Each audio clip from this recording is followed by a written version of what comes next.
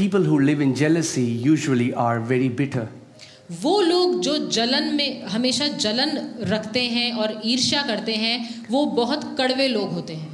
Can I say this, that comparison is a joy stealer? क्या मैं ये कह सकता हूँ कि तुलना करने का मतलब है कि आप आनंद रहित हैं? Because there will always be somebody who has a bigger house, a better salary, a bigger car than you. क्योंकि मैं आपको बता दूं कि ये हमेशा होगा कि आपसे बेहतर कोई ना कोई होगा जिसके पास आपसे बेहतर नौकरी, आपसे बेहतर कार, आपसे बेहतर घर होगा। So the pursuit of our life is not after the bigger and better. तो हमारे जीवन की जो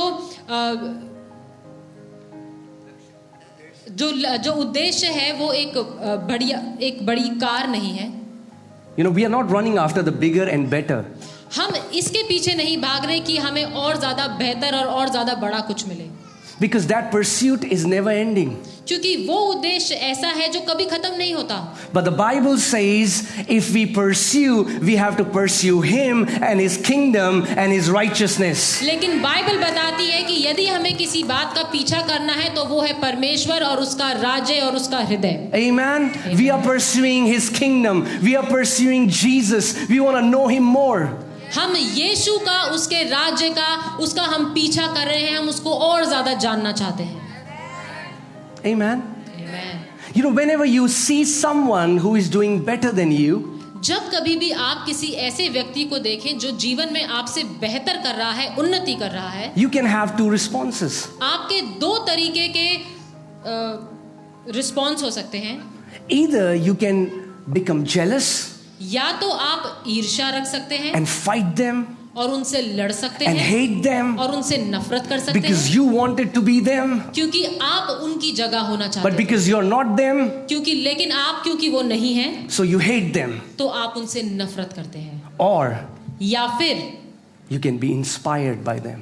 आप उनसे प्रोत्साहित हो सकते हैं। You can go to them आप उनके पास जा सकते हैं and say, I want to learn from you. और कह सकते हैं कि मैं आपसे सीखना चाहता हूँ। That's why the Bible says, people who are humble, they shall be exalted. इसीलिए बाइबल कहती है कि वो लोग जो नम्र हैं वो ऊंचाइयों पर उठाए So जाएं। whenever you see someone who is doing better and who is doing something that you want to do, humble yourself, go to them and ask them about their journey. तो इसीलिए जब आप किसी व्यक्ति को देखें जो आपसे बेहतर कर रहा है, जो उन्नति कर रहा है, तो आप उनके पास जाएं, नम्र बने और कहें कि आप ऐसा क्या कर रहे हैं, मुझे सिखाएं, मैं आपकी यात्रा के बारे में जानना चाहता हूँ। Don't fight them. उनसे लड़े नहीं, Get inspired by them. उनसे प्रोत्साहित हो।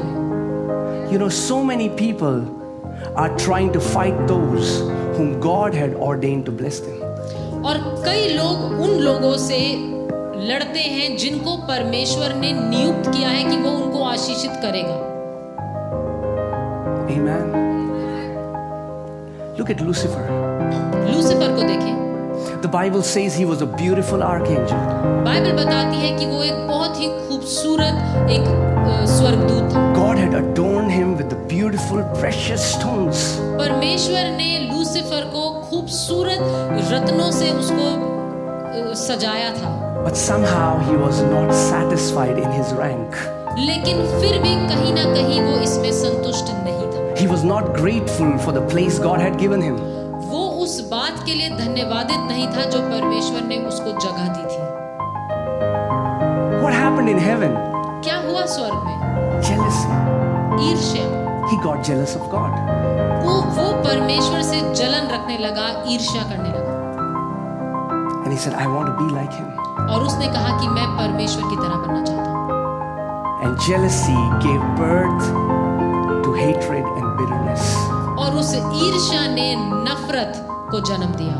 And once who was a creation of God became the enemy of God. और वो जो एक समय परमेश्वर की सृष्टि था, वो परमेश्वर का दुश्मन बन गया। What if he would have humbled himself and be grateful?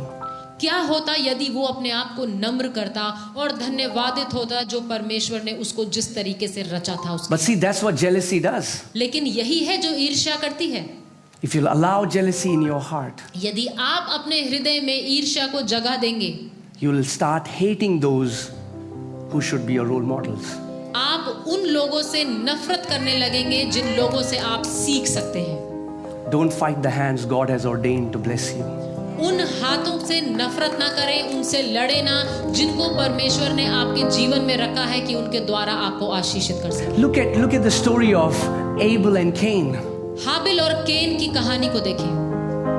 Both brought an offering to God. दोनों परमेश्वर के लिए एक भेंट लेकर आए। The Bible says God received Abel's offering, but God rejected Cain's offering. Bible बताती है कि परमेश्वर ने हाबिल की भेंट को स्वीकार किया और केन की जो भेंट थी उसका इनकार किया। And our Father is not unjust. और हमारा पिता अन्यायी नहीं है। So he told Cain, उसने केन से कहा, he said, Cain, उसने कहा केन, sin is waiting for you at the door. पाप तेरे लिए दरवाजे पर इंतजार कर रहा है, But you should subdue it. लेकिन तू उस पर प्रभुता कर। And Cain, if you will do what is right, will you not be accepted? और केन, यदि तू सही करे तो क्या तू ग्रहण नहीं किया जाएगा? That means there was a right way to offer to God. इसका मतलब ये है कि परमेश्वर को भेंट देने का एक सही तरीका है। What would have happened if Cain would have gone to his brother and said, Brother, God has received your offering. That means you know how to offer it right. Can you teach me as well? क्या होता यदि केन हाबिल के पास जाता और कहता कि भाई, परमेश्वर ने तुम्हारी भेंट को स्वीकार किया है, क्या तुम मुझे सिखा सकते हो कि भेंट करने का सही तरीका क्या है?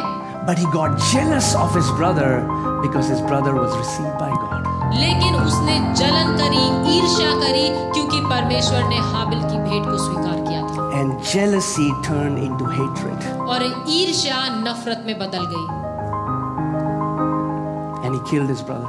और उसने अपने भाई को मार डाला। The very brother who was supposed to be his role model, the very brother who was supposed to be his teacher, he